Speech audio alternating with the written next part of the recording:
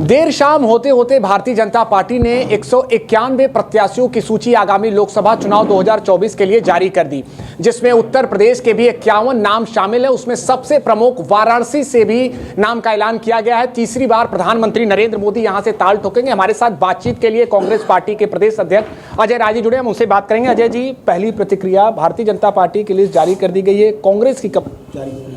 नहीं, हमारी सीट बहुत जल्द जारी हो रही है, क्योंकि हम सब लोग पूरी एक एक सीटों पर हम आकलन करके अपनी चीज़ों को तय कर रहे हैं। बहुत जल्द हमारी कांग्रेस की सूची और मजबूत सूची आएगी। यहाँ से बात कर ले तो आप 2014 की बात कर लें, 19 की बात कर लें, आप मुकाबले में रहे हैं। इस बार 2024 का मुकाबला वाराणसी की बात कर ले सीट पर, तो कैसा रहा है? किन मुद्दों के आधार पर जनता वोट करने जा रही है? देखिए, केवल बड़ी बड़ी बात बोलकर और जनता को भरमा कर, झूठी बात बोलकर, लोगों को दिवा स्वप्न दिखाकर चुनाव लड़ा गया है। यहाँ की जनता ने सोचा था कि प्रधानमंत्री को हम चुनेंगे तो बहुत ही हमारा कार्य होगा, बड़ा विकास होगा, बनारस में बड़ा अमन चैन होगा, बच्चियों के साथ, लोगों के साथ कोई घटनाएं नहीं होंगी। आए दिन आप देखिए, बनारस में जो आज भारत सबसे बड़ा स्थान है, सेंट्रल गवर्नमेंट के अधीन है BHU में आए दिन बच्चियों के साथ, उनके साथ छेड़खानी, कभी उनसे मारपीट, कभी उनके साथ बलात्कार, RSS और BJP के लोग लगातार कर रहे हैं।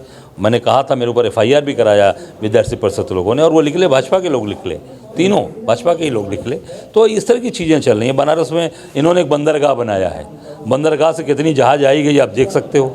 बंदरगाह खड़ा है, सारी मशीनें जंग लग रही, एक बार भी जहाज़ आई गई नहीं वहाँ से। मोदी जी ने 2019 में हेलीकॉप्टर से उतर के बाद डंका बजाया था, आप देख लो जाकर। बनारस के अंदर जो अभी इन्होंने टेंट सिटी लगाया था, टेंट सिटी के ऊपर NGT ने जुर्माना लगाया, हम लोगों ने उठाया था कि ये गलत है, ये काशी के हिसाब से नहीं है, बोला था, आप सब मीडिया के सामने बोला था। और वो देखिए NGT ने जुर्माना लगाया और पूरा टेंट सिटी का पूरा गंदा पानी सीवर गंगा जी में डाल के गंदा करके लोग गए यहाँ से। ये सब काशीवासी देख रहे हैं। काशी के लोग निश्चित तौर से, आप जिनकी दुकानें थीं, जिनके आज उनकी दुकानों को तोड़कर उनको आज फुटपाथ पर बैठने पर मजबूत कर दिया। वही चितरंजन पार्क में आप देख लो, सिंधी समाज के लोग, पूरे लोगों की दुकानें थी, वो बेचारे जीविकापार्जन, मतलब पीढ़ियाँ, दूसरी तीसरी पीढ़ियाँ, आज उनकी दुकानें तोड़ दी, उनको दुकान नहीं दी गई। आज वो बेचारे सड़क पर फुटपाथ के दुकानदार हो गए, सड़क पर बैठ रहे हैं, सामान अपना बेच रहे हैं। इसलिए मोदी जी को वोट दिया था। वो सोचते कि हमारी दुकान तो छोटी या बड़ी मिल जाएगी, हमको सस्ते मिल जाएगी, प्रधानमंत्री आएंगे बिना पैसे में, जैसे राशन मिल रहा है वैसे हमको मिल जाएगी। दे दिया लोगों ने, आज सड़क पर फुटपाथ पर बैठे हैं। तो आज काशी के लोगों किसानों की ज़मीन ले जा, ज़बरदस्ती ली जा रही है। ट्रांसपोर्ट नगर में आप देख लो, उठाकर बहन बेटियों को लाठियों से मारकर ज़मीन कब्जा कर रहा था प्रशासन। हम लोग खड़े हुए, कांग्रेस को लोग खड़े हुए।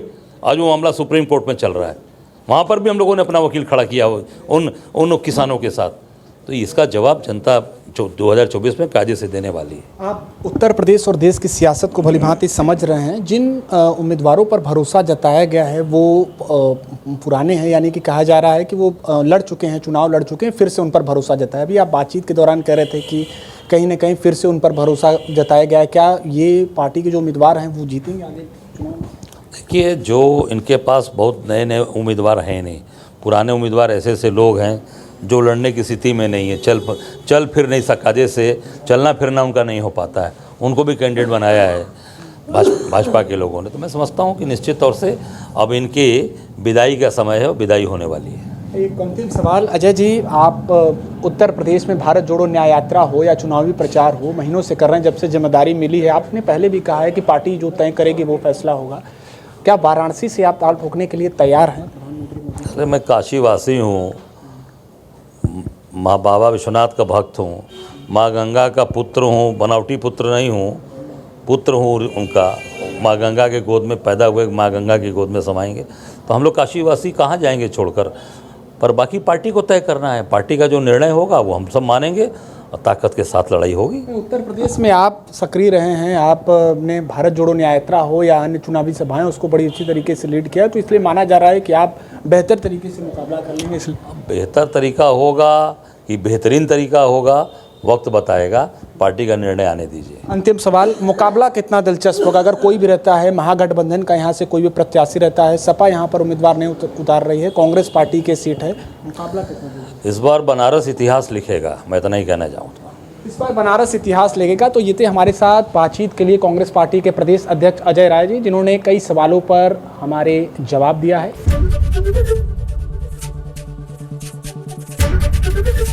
एबीपी गंगा, खबर आपकी, जुबान आपकी।